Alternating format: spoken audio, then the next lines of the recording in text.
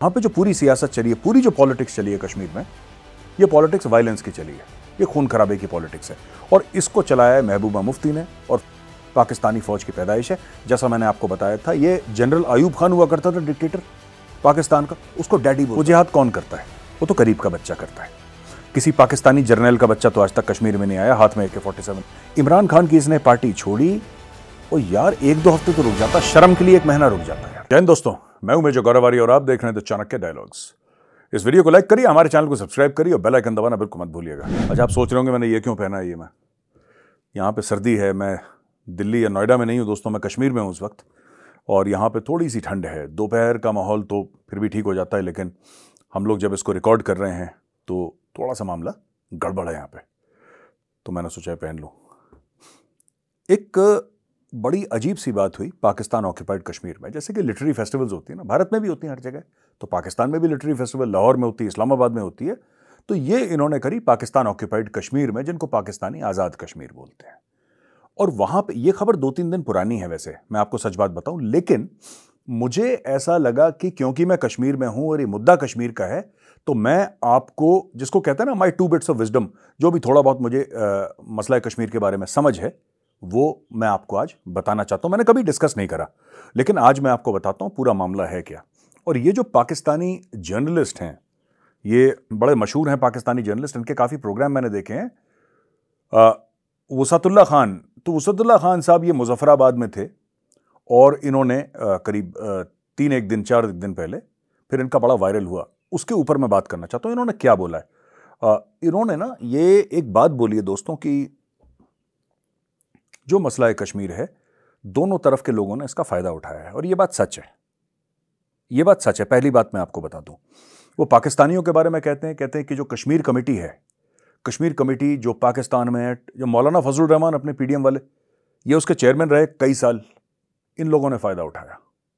ठीक है, इन लोगों ने फायदा उठाया। इन लोगों ने क्या बोला कि साहब ठीक है, कश्मीर बनेगा पाकिस्तान, चलिए ठीक है, कोई बात नहीं, आपका मन है कहने का, आप कह लो। उन्होंने कह दिया। इन्होंने खूब पैसे उठाए, जो बाहर पाकिस्तानी थे विदेश में, उनसे पैसे उठाए, और एजेंसी से इन लोगों ने पैसे उठाए, और लेकिन इन्होंने काम क्या करा कश्मीर के लिए? इन्होंने काम तो कुछ भी नहीं करा।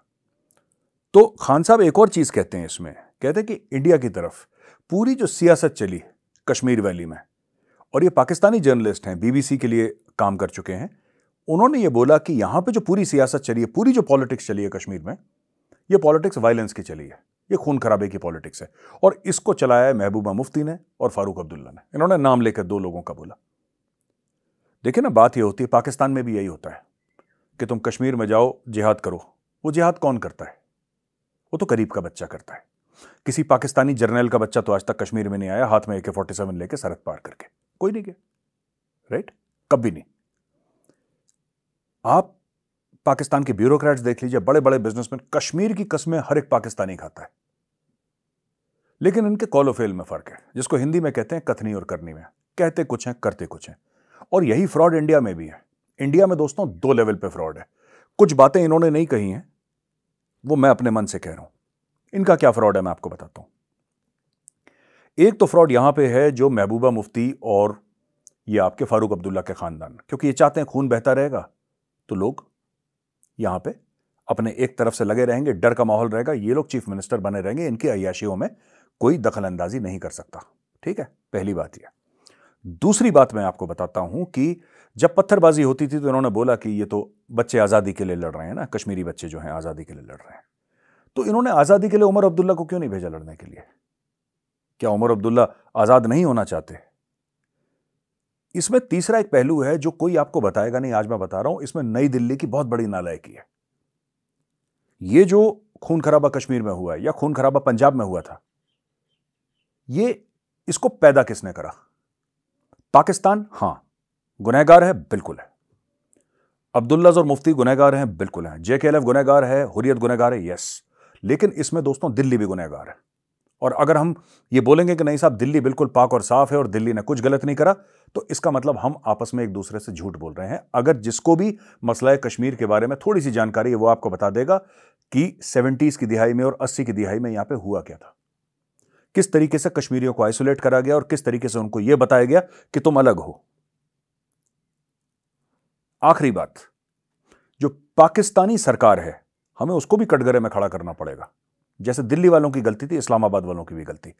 इन्होंने कश्मीर को एक नारे तक महदूद रखा। इन्होंने बोला कश्मीर को एक नारा बनाओ जिससे कि लोगों के रोंगटे खड़े हो जाएं, लोग जज्बाती हो जाएं, मस्जिदों के सामने नमाज अदा करने के बाद बोलें कि ठीक है हम उनके साथ ताउन करते हैं, 10 रुपए 20 रुपए 50 रुपए 100 रुपए और मुजाहिदीन को देंगे।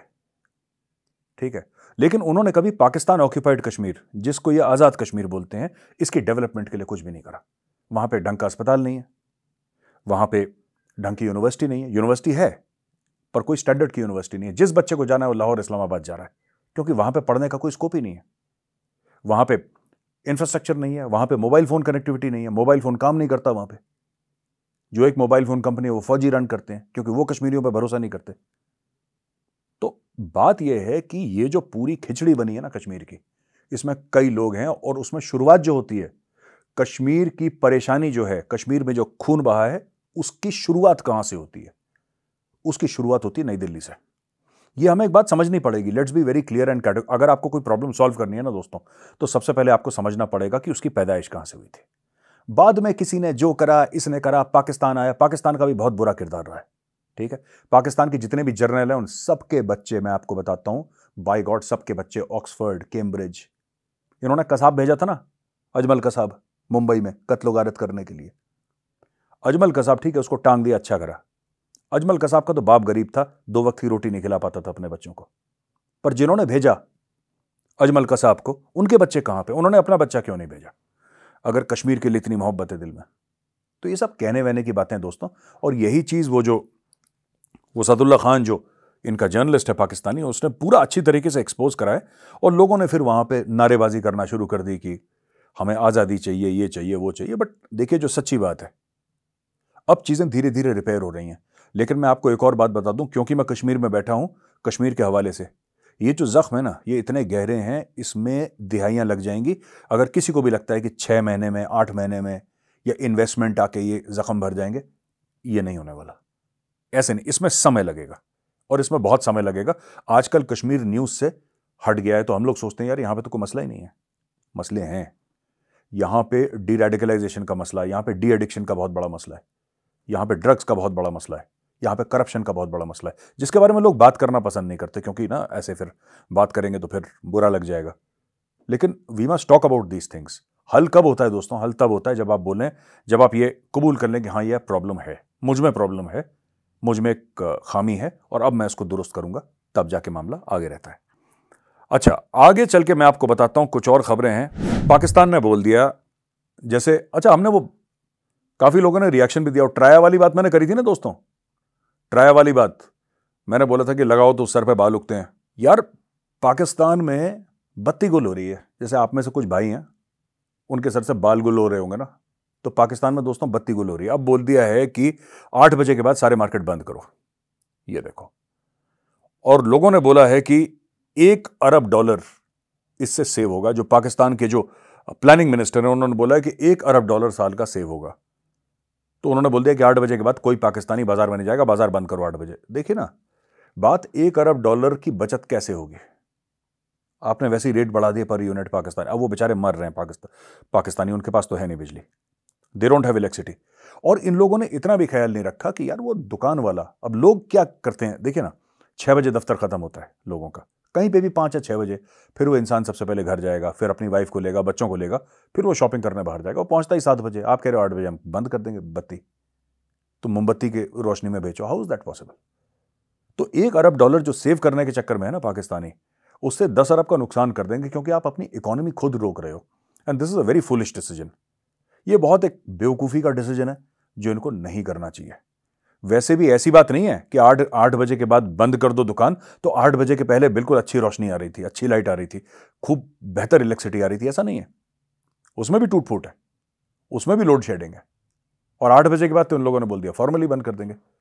तो इनका बिल्कुल बैंड बजा दिया। जैसे मैंने बोला था ना, अगर कोई ऐसा तरीका होता ना कि ट्राया हम पाकिस्तान के इलेक्ट्रिसिटी बोर्ड के सर पे लगा देते, यू अंडरस्टैंड, ट्राया को पाकिस्तानी इलेक्ट्रिसिटी बोर्ड के सर पे, उनके भी सर पे बाल उगाते, और हो सकता है कुछ रोशनी आ जाती। अब रोशनी की कोई उम्मीद ना रखें दोस्तों पाकिस्तान से। जो सर पे बाल उड़ गए पाकिस्तान के, वो ऐसे उड़े कि 250 फाइटर जेट हैं पाकिस्तान के, वो रिटायर होने वाले हैं।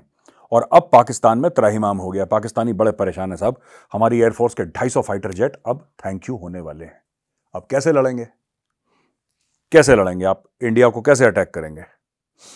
अब तो ये रिटायर होने वाले हैं जेट्स। अब बताओ क्या करना है इनका? तो चाइना से बड़ी वो फिर से भीख मांगना, चाइना से पैसे लेना कि आप ही कुछ करो, आप ही कुछ करो। अब 250 फाइटर जेट की बहुत वैल्यू होती है। अब एक जमाने में चाइना ने दे दिया, एक जमाने में अमेरिका ने दे दिया। अब ऐसा थोड़ा ना कि बार बार बार बार आपको देखो, जिसको कहते हैं ना कि माँ बाप बच्चों को सपोर्ट करते हैं यार, माँ बाप जो है बच्चों को सपोर्ट करते हैं, पर एक लेवल होता है कि जब 21-22 साल का लड़का होता है तब कहते हैं यार ये खुद कमाएगा, कुछ करेगा। वो एम सोसाइटी का ये होता है। पाकिस्तान एक ऐसा बच्चा है जो कि 75 साल का हो गया लेकिन खुद कमाना इसने आज तक नहीं सीखा। ये अभी भी अपने माँ बाप पे डिपेंडेंट है।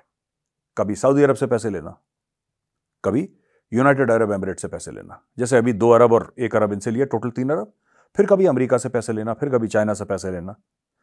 ये मांगे तांगे की जिंदगी से इनका काम चल रहा है। ये जो फाइटर जेट की बात है, अब मैं आपको एक और चीज बताता हूं।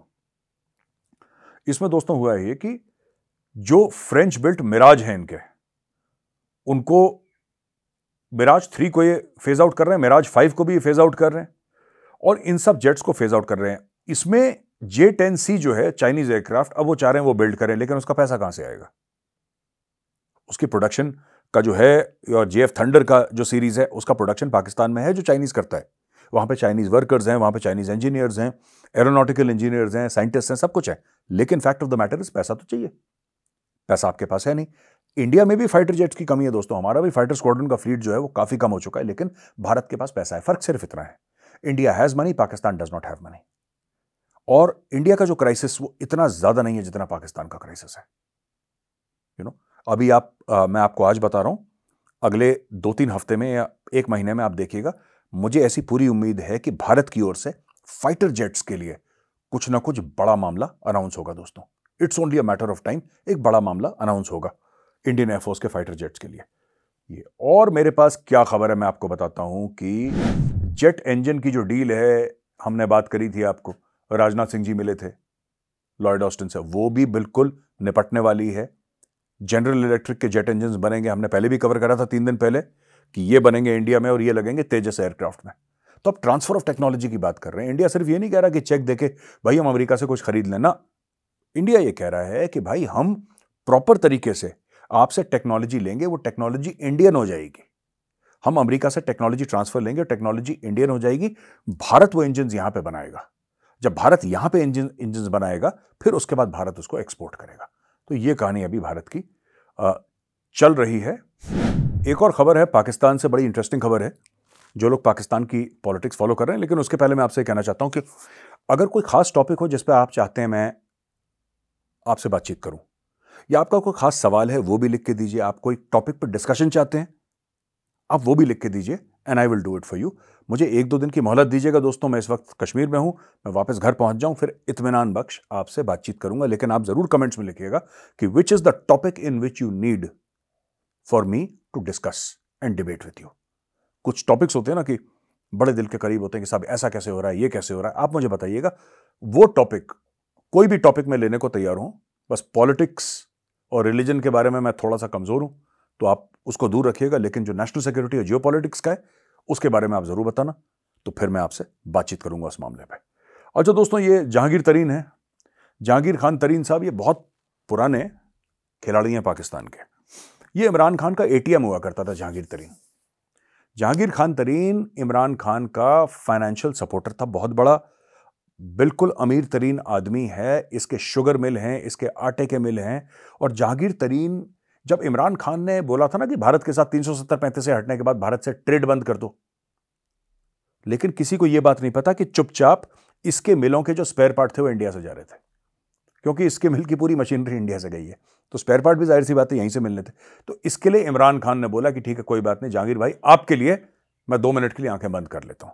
तो इंडिया से सामान गया। इंडिया से आज भी पूरा सामान पाकिस्तान जा रहा है, बस सिर्फ एक चीज है, 4 गुना दाम पे जा रहा है और दुबई के थ्रू जा रहा है। इतना फर्क है। प्याज से लेकर, टमाटर से लेकर, अदरक से लेकर, नींबू, मिर्ची, सब कुछ सारे मसाले जो पहले जाता था वही आज जा रहा है, इसमें कोई फर्क नहीं है। कोई भी ये बोले कि आइटम कम हो गए ना, लेकिन यहां से दुबई जाते हैं, दुबई से पाकिस्तान जाते हैं, 10 रुपए की चीज 40 रुपए में मिल रही है, बस इतना फर्क है, बाकी सब ठीक है। अच्छा, अब एक नई पार्टी इन्होंने खोल दी, Istehkam Pakistan party, IPP. IPP, Istehkam Pakistan, इन्होंने पार्टी खोल ली। और भाई साहब, इस पार्टी का मतलब क्या है मैं आपको बताता हूं। इस पार्टी का कोई मतलब नहीं है। जैसे किंग्स पार्टी कहते हैं ना, किंग्स पार्टी क्या है दोस्तों? किंग्स पार्टी वो है जिसको पाकिस्तान मुस्लिम लीग काफ कहते हैं। तो पाकिस्तान मुस्लिम लीग नून है, पाकिस्तान मुस्लिम लीग काफ है। तो पहले सिर्फ नून लीग हुआ करती थी, पाकिस्तान मुस्लिम लीग ही होती थी, उसके दो फैक्शन हो गए, तो काफ लीग को कहने लगे किंग्स पार्टी। ठीक है, वो किंग्स पार्टी होगा। ये हर समय मिलिट्री रूलर्स को सपोर्ट करती थी ये पार्टी। ये परवेज मुशर्रफ के बिल्कुल सामने आके खड़ी हो गई थी कि जनाब हम आपके साथ हैं। ये वो वाली पार्टी थी। काफी कुछ पाकिस्तान की पार्टियों के बारे में मैं आपको बताता हूं। इस्तेकाम पाकिस्तान पार्टी ये जो इसने बनाई है ना, जहांगीर खान तरीन ने। दोस्तों, मैं पहले पाकिस्तान की और पार्टियों के बारे में जरा आपको बता दूं तो आपको एक पता लग जाएगा, फिर आपको इंटरेस्ट भी आएगा। मैं आपको पहले भी बता चुका हूं, लेकिन ये जो पाकिस्तान पीपल्स पार्टी है, जिसका भुट्टो है, जुल्फिकार अली भुट्टो, जो उसका चेयरमैन हुआ करता था, जिसको फांसी लगा दी थी, वो भी पाकिस्तानी फौज की पैदाइश है। जुल्फिकार अली भुट्टो, आप ये बात पहले समझिए, जुल्फिकार अली भुट्टो भी पाकिस्तानी फौज की पैदाइश है। जैसा मैंने आपको बताया था, ये जनरल अयूब खान हुआ करता था, डिक्टेटर पाकिस्तान का, उसको डैडी बोलता था, उसको बाप मानता था, उसको डैडी बोलता था। तो ये इतने करीबी ताल्लुकात थे। फिर बाद में इनके दिल में डेमोक्रेसी जागी, फिर ये खड़े हो गए उसी फौज के खिलाफ जिस फौज ने इनको जन्म दिया था। नवाज शरीफ, जैसा मैं आपको पहले बता चुका हूं, 1983 में ये पाकिस्तानी पंजाब का फाइनेंस मिनिस्टर हुआ करता था। इसको लगाया था फाइनेंस मिनिस्टर पंजाब सूबे का पाकिस्तान में। किसने लगाया? जनरल ज़ियाउल हक ने। यानी कि पाकिस्तान, ये जो मुस्लिम लीग ये है, पाकिस्तान मुस्लिम लीग, ये भी इसको दोबारा जो खड़ा करा, ये ठप हो गई थी पार्टी, दोबारा इसको किसने खड़ा करा? जनरल ज़िया ने खड़ा करा। और इसकी स्टील की मिलें हैं, इसकी शरीफ फैमिली की स्टील की मिलें हैं, यानी बड़ा अमीर खानदान से है नवाज शरीफ। अच्छा, इमरान खान को किसने खड़ा करा? आईएसआई ने खड़ा करा, जनरल बाजवा ने इसको प्राइम मिनिस्टर बनाया। तो पाकिस्तान में एक रीत चली आई है, एक रिवायत है कि जो आपको खड़ा करेगा आप उसकी पीठ में खंजर घोंपोगे। ये जुल्फिकार अली भुट्टो ने भी करा, ये आपके नवाज शरीफ ने भी करा, इमरान खान ने भी करा। ठीक है, अब बात क्या हो गई? ये जो जहांगीर खान तरीन था, जो एटीएम था इमरान खान का, इसको चाबी लगी, इसने पाकिस्तान तहरीक इंसाफ छोड़ दी। इसने पाकिस्तान तहरीक इंसाफ छोड़ दी, इसने इस्तेकाम पाकिस्तान पार्टी इसने शुरू कर दी। इसमें हैं कौन लोग? इसमें हैं कौन लोग? इसमें वही लोग हैं दोस्तों जो कि पाकिस्तान तहरीक इंसाफ के थे। आज की तारीख में इमरान खान ने, जो मेरे पाकिस्तानी दोस्त मुझे बताते हैं, इमरान खान ने अपने जो घर में लोग काम करते नौकर, उनकी तनख्वाहें देने के पास इमरान खान के पास पैसे नहीं है। इतना बुरा हाल हो गया। क्यों? क्या इमरान खान के पास फंडिंग की कमी है? नहीं, फंडिंग की कमी नहीं है, क्योंकि ओवरसीज पाकिस्तानी ऐसे हैं, आज इमरान खान बोले तो $100 मिलियन उसके बैंक में या $50 मिलियन उसके बैंक में आ सकते हैं अगर इमरान खान बोले। लेकिन इमरान खान के बैंक अकाउंट सीज हो गए हैं। मैं आपको सच बात बता रहा हूं, इमरान खान के और पाकिस्तान तहरीक इंसाफ के। अब इमरान खान अपने खुद के बैंक अकाउंट से पैसे नहीं निकाल सकता, और जो उसको पैसा देते थे थैलियों में भर भर के, सूटकेसों में भर भर के कैश, उन लोगों ने जाके ये इस्तेकाम पाकिस्तान पार्टी बना ली, आईपीपी जो भी है, ये इन्होंने जहांगीर खान तरीन ने पार्टी बना ली, और इसमें सब। अच्छा, एक और, शाह महमूद कुरैशी का आपको याद होगा। शाह महमूद कुरैशी जो मुल्तान के बाबा बाल काटते हैं, पीर, हाँ, जो पाकिस्तान के पहले he was the foreign affairs minister of Pakistan. वो गए साहब खान साहब से मिलने के लिए, जेल से निकले तो इन्होंने बोला कि मैं जेल से आते ही मैं प्रेस कॉन्फ्रेंस करूंगा, और छोटी मोटी उन्होंने प्रेस कॉन्फ्रेंस करी, बोला मैं हक और सच के साथ खड़ा हूं और ये लड़ाई है और मैं इस लड़ाई में खड़ा हूं। उन्होंने ये नहीं बोला मैं पाकिस्तान तहरीक इंसाफ के साथ खड़ा हूं, इमरान खान के साथ खड़ा हूं। उन्होंने बोला जस्टिस की लड़ाई है, हक की लड़ाई, में हक की लड़ाई कर। उन्होंने एक ओपन एंडेड स्टेटमेंट दे दिया। लोग खुश हो गए पीटीआई वाले कि देखो कुरैशी तो गिरा नहीं, कुरैशी खड़ा हुआ है। सच बात कुछ और थी। अब कुरैशी साहब कहां पहुंचे हैं? कुरैशी साहब पहुंचे इमरान खान के साथ मिलने, और दोनों आप सब बैठे हुए हैं, चाय चल रही है, बिस्किट चल रहे हैं वहां पे, और वहां पे बातचीत चल रही है। इमरान खान कह रहा है मैं तो लड़ूंगा। कुरैशी साहब कह रहे हैं आप पागल हो गए खान साहब, आप लड़ेंगे? आप अभी चुप हो जाएं कुछ समय के लिए, आपका वक्त बुरा चल रहा है, बुरे वक्त में चुप होना ही समझदारी है। आप चुप हो जाइए खान साहब, आप बाद में जब चीजें सेटल हो जाएं तब आप फिर से खड़े हो जाना। इमरान खान कहता नहीं मैं तो कल ही लड़ूंगा। उसने बोला साहब आपकी पूरी पार्टी तो निपटा दी फौज ने, पाकिस्तानी आर्मी ने आपकी पूरी पार्टी निपटा दी है, सबको एक एक करके बंदों को उनके बीवी बच्चे उठा लिया घर से। शाह महमूद कुरैशी समझा रहा है इमरान खान को कि खान साहब इनके बीवी बच्चे उठा लिए घर से, इनके माँ बाप, बूढ़े माँ बाप उठा लिए, इनकी घर की औरतों के साथ इनके जुल्म कराए, बेइज्जती करिए उनकी। आप क्या बात कर रहे हैं, कोई आपके साथ नहीं रहेगा। शाह महमूद कुरैशी ने इमरान खान को एक और बात समझाई कि अगर आप किसी भी जो पीटीआई का वर्कर है, कोई भी पीटीआई का वर्कर है, उसके ऊपर आप जुल्म करो तो वो बंदा फिर भी डटा रहेगा, पर उसकी घर की औरतों के खिलाफ अगर जुल्म करोगे तो वो टूट जाएगा, क्योंकि ये किसी भी बंदे की फितरत होती है।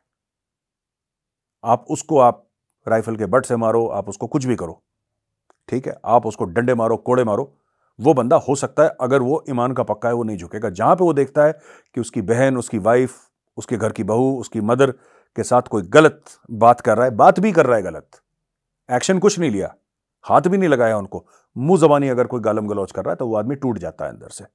ये शाह महमूद कुरैशी ने इमरान खान को समझाने की कोशिश करी, लेकिन भाई फिर इमरान खान तो इमरान खान है यार। इमरान खान ने सुनी आज तक किसी की जो इमरान खान शाह महमूद कुरैशी की सुनेगा। अब इनकी लड़ाई हो गई, कुरैशी साहब ने मुंह सुजाया और कुरैशी साहब वहां पे चले गए। जो इमरान खान से मिलने के बाद प्रेस कॉन्फ्रेंस उन्होंने करनी थी, वो प्रेस कॉन्फ्रेंस कुरैशी साहब ने नहीं करी। उन्होंने बोला thank you, tata, bye bye, मैं जा रहा हूं, वो चले गए। अब आगे क्या होगा नोबडी नोज, लेकिन जो बड़े बड़े लोग हैं वो सब जहांगीर तरीन को ज्वाइन कर चुके हैं। अपने डब्बू जी, याद है डब्बू जी, चौधरी फवाद ने भी एक पॉलिटिकल पार्टी ज्वाइन कर ली। इन लोगों ने वक्फा ही नहीं दिया, इन लोगों ने गैप ही नहीं दिया यार। मैं बड़ा सरप्राइज हूं, जो लोग यार सियासतदान ना फिर सियासतदान होता है, उसकी ना लॉयल्टीज नहीं होती। मैं एक बात नहीं समझ पाया, ये इमरान खान की पार्टी छोड़ी इसने, इमरान खान की इसने पार्टी छोड़ी, और यार एक दो हफ्ते तो रुक जाता, शर्म के लिए एक महीना रुक जाता यार। ये लोग ऐसे लोग हैं, एक दरवाजे से गए दूसरे दरवाजे के अंदर घुसे, क्योंकि इनका काम सियासत है, इनको करना ही सियासत है। और मैं डे वन से कह रहा हूं इमरान खान की पार्टी टूटेगी। मेरे काफी पाकिस्तानी दोस्त ये कह रहे हैं कि नहीं मेजर साहब बड़ा पक्का बंदा है, बड़ा पक्का बंदा है, आप देखना इमरान खान ने, इमरान खान की पीटीआई ऐसे है, बिल्कुल ऐसे, मतलब कोई ऐसे वैसे नहीं है। इसमें दो चीजें हैं, पीटीआई में जो भी आया है ना दोस्तों, जो भी आया है पीटीआई में, सब दूसरी पार्टी छोड़कर आए हैं। मैं आपको बताता हूं, ये आइडियोलॉजिकल लोग हैं ही नहीं। कम से कम पाकिस्तान पीपल्स पार्टी जो भुट्टो की पार्टी है, उसमें आइडियोलॉजी वाले लोग हैं। इसमें आइडियोलॉजी का कोई मतलब ही नहीं है पीटीआई में। सब ये कौन है, शाह महमूद कुरैशी, ये तो नून लीग से आया है। इसके बाद ये पाकिस्तान पीपल्स पार्टी में गया था, उसके बाद ये घूम फिर के पूरी दुनिया की परिक्रमा करके चक्कर लगा के फिर आया पीटीआई में। डब्बू जी कहां से आए? डब्बू जी ने तो 5-5, 6-6 पार्टियां छोड़ी हैं। काफ लीग 2 बार छोड़ी डब्बू ने, एक पार्टी 2 बार कौन छोड़ता है, डब्बू ने 2 बार छोड़ी पार्टी। अब तो इसकी जितनी भी इमरान खान की फौज है, सारी की सारी नीचे वाली फ्रॉडिया है। जो इसकी फर्स्ट लाइन है, सारे की सारी फ्रॉड है। ये कहीं से छोड़ के कुछ करके, ये करके वो करके, धीरे धीरे घूम घाम के पहुंचे हैं। और पहुंचने के बाद उनको एक चीज समझ में आ गई है कि हमें सियासत करनी है, और हमें पाकिस्तानी आर्मी के आशीर्वाद से सियासत करनी है, क्योंकि उनके आशीर्वाद के बिना यहां पे हम लोग रह नहीं सकते। और कोई ना कोई हो पूरे पाकिस्तान में जो डेमोक्रेसी के नाम पे झूठ बोले। Pakistan is not a democracy, लेकिन झूठ बोलने के लिए तो होना चाहिए ना कुछ। और दोस्तों आखिरी जो न्यूज़ है, वो जो कनाडा में ब्रैम्पटन में जो खालिस्तानियों ने इंदिरा गांधी की असैसिनेशन की, मैंने इंग्लिश में कवर करा था, मैंने हिंदी में कवर नहीं करा, लेकिन मैं आज फिर कहना चाहता हूं यार, जो उन्होंने झांकी निकाली जिसमें कि दिखाया सतवंत सिंह और बेअंत सिंह जो इंदिरा गांधी को गोली मार रहे हैं, ये बड़ी अजीब सी चीज़ है यार ये। और कनाडा की गवर्नमेंट ने इसको ना कंडेम करा अच्छी तरीके से, मतलब जैसे मजम्मत होनी चाहिए ठीक ठाक, ना उनके ऊपर कोई एक्शन लिया। तो मुझे ऐसा लगता है कि कनाडा की गवर्नमेंट इनको सपोर्ट कर रही है, और जितने भी गोरे होते हैं ना करते हैं यार, ये आपके मुल्क को अनकंफर्टेबल होने के लिए ह्यूमन राइट्स के एंगल, इसके एंगल, उसके एंगल से ये कुछ ना कुछ ये पंगेबाजी करते रहते हैं। और मेरा यहां पे सुझाव है, देखिए मेरा बयान पहले भी वही था, आज भी वही है। ऑपरेशन ब्लू स्टार हुआ, राइट? इंदिरा गांधी ने बोला कि इंडियन आर्मी को कि तुम गोल्डन टेम्पल में घुस जाओ। पहले तो मैं ऑपरेशन ब्लू स्टार के सख्त खिलाफ हूं, ठीक है? यानी कि ऑपरेशन ब्लू स्टार करते आप जाते गोल्डन टेम्पल के अंदर, लेकिन आपको उस स्ट्रक्चर के ऊपर गोलियां नहीं चलानी चाहिए थी। मैं उन गोलियां चलने के खिलाफ हूं मैं। You had no business entering into, कल आप बोलोगे ये मस्जिद है उसके अंदर गोली चला दो, मंदिर है उसके अंदर गोली चला दो, गिरजाघर है उसके अंदर, ये क्या चीज होती है यार? ये क्या बात है? आप किसी की इबादत गाह में घुस जाएंगे, किसी के मंदिर मस्जिद में घुस जाएंगे, गोलियां चलाएंगे, ये तो कोई अच्छी बात नहीं है। और मैंने पहले भी बोला था कि इनके पास टेक्नोलॉजी थी, रशिया से टेक्नोलॉजी लाते, आप गैस डालते उसके अंदर, सब लोग बेहोश हो जाते 1-2 घंटे के लिए, you could have put them out. फिर जिसको अरेस्ट करना है, जिसको मारना है, भिंडरा वाले को मारना, मार दो। मैं कब मना कर रहा हूं यार, मैं कब कह रहा हूं भिंडरा वाले को मत मारो, मार दो भिंडरा वाले को जान से, कौन मना कर रहा है। लेकिन ये जो करा है ना गोल्डन टेम्पल में घुसना, मैं कई बार बोल चुका हूं, इसकी माफी नहीं है दोस्तों। ये बात हर समय ध्यान रखना, इस चीज की माफी नहीं है, कोई दिल से माफ नहीं करेगा इस मामले में, और ये बहुत गलत ऑपरेशन हो गया। अच्छा, having said that, Indira Gandhi का असैसिनेशन भी गलत था। She was the prime minister of India and that has to be condemned in the harshest of language. पर मैं अभी तक एक बात यह नहीं समझ पाया हूं कि जो कनाडा का हाई कमीशन है दिल्ली में, अभी तक कांग्रेस पार्टी ने उसको सराउंड क्यों नहीं करा और प्रोटेस्ट क्यों नहीं करा, या उसके सामने प्रोटेस्ट क्यों नहीं करा, और बाकी पॉलिटिकल पार्टीज ने उनको ज्वाइन इन क्यों नहीं करा। लेकिन आह्वान जो है, कॉल तो कांग्रेस पार्टी को इसकी करनी चाहिए। तो Congress party should make a call that we will blockade the Canadian high commission in New Delhi. और जब तक कनाडा इसकी माफी नहीं मांगेगा और अश्योरेंस नहीं देगा कि we'll take action against these Khalistani rogues, तब तक यह चीज खत्म नहीं हो सकती। आप ये नहीं कह सकते, ठीक है, इंदिरा गांधी की कई पॉलिसीज हैं जिसके मैं खिलाफ हूं, ठीक है, एंड दैट्स ओके, लेकिन she was India's prime minister. हमें यह नहीं भूलना चाहिए कि वो भारत की प्रधानमंत्री थी। And you cannot celebrate the killing of India's prime minister, it is just not permitted यार, neither under freedom of speech not freedom of expression. ये तो मामला ही गलत है। और इंडिया जब तक डायरेक्ट एक्शन नहीं लेगा ना इसके ऊपर, जिससे कनाडा को दर्द हो, तब तक कनाडा नहीं मानेगा। ये बहुत उड़ रहा है कनाडा, पतंग की जैसे, पतंग उड़ता है ना जैसे, वैसे कनाडा उड़ रहा है। फ्रीडम है, बहुत ज्यादा फ्रीडम, डेमोक्रेसी, ह्यूमन राइट्स की खुजली बहुत हो रही कनाडा को। तो जरा इसको टाइट करना पड़ेगा। टाइट कैसे होंगे? ये कनाडा में जाके टाइट नहीं होंगे। मैं फिर से कांग्रेस पार्टी के वर्कर्स जितने भी हैं, कांग्रेस पार्टी की लीडरशिप है, राहुल गांधी जी, आपकी तो दादी थी वो, ठीक है ना, मैं आपसे रिक्वेस्ट करूंगा, आपने इतनी भारत जोड़ो यात्रा, फलाना यात्रा, ढिमका आप करते हैं, आप फॉरेन कंट्रीज में भी जाते हैं, अगर आप दिल्ली में रहते हैं तो दिल्ली में आप क्यों नहीं जा सकते? चाणक्यपुरी तक क्यों नहीं जा सकते आप? ये जहां पे भी इनका कनाडा का हाई कमीशन है, why can't you go there? आपके घर से बगल में 5 मिनट की ड्राइव है आपके घर से, आप क्यों नहीं जाते वहां पे? आप जाइए, ले जाइए 1 लाख कांग्रेस के वर्कर्स को, बोलिए कि आप कनाडा की गवर्नमेंट जो है वो, जिस दिन कनाडा की गवर्नमेंट में प्रेशर आ गया, वो खालिस्तानियों पर प्रेशर डालेंगे, ये सब ड्रामा बंद हो जाएगा। मैं फिर कहता हूं, इंदिरा गांधी ने जो करा या जो करवाया इंदिरा गांधी ने ऑपरेशन ब्लू स्टार, गलत था, लेकिन you cannot celebrate, she was India's prime minister and she has to be respected. इसमें बहुत दो राय नहीं हो सकती।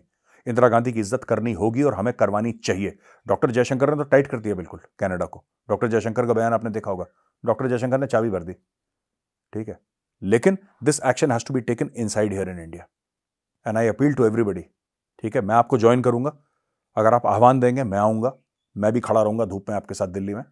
आप एक आह्वान दीजिए और आप बोलिए कि वी आर घेराइंग द कैनेडियन हाई कमीशन। आप टाइट करिए कैनेडियंस को, तब जाके इनको अकल आएगी। तो दोस्तों, आज का वीडियो यहीं तक था मेरा। मैं 2-3 दिन के अंदर पहुंच जाऊंगा दिल्ली वापस, और मैं कोशिश करूंगा कि अगला वीडियो या 2 दिन के बाद जो वीडियो है मेरा आएगा। अभी तो मैं कश्मीर से ही शूट करूंगा, लेकिन मैं जल्दी दिल्ली पहुंच के फिर दिल्ली से आपको अपने पुराने स्टूडियो, पीछे चाणक्य डायलॉग्स लिखा है ना, वहीं से मैं आपको फिर से एड्रेस करूंगा और आपसे बातचीत करूंगा और आपके फीडबैक लूंगा, आपका व्यू पॉइंट लूंगा। अगर आपको वीडियो पसंद आए दोस्तों, इस वीडियो को लाइक करिए, हमारे चैनल को सब्सक्राइब करिए, बेल आइकन दबाना बिल्कुल मत भूलिएगा। जय हिंद, वंदे मातरम, भारत माता की जय।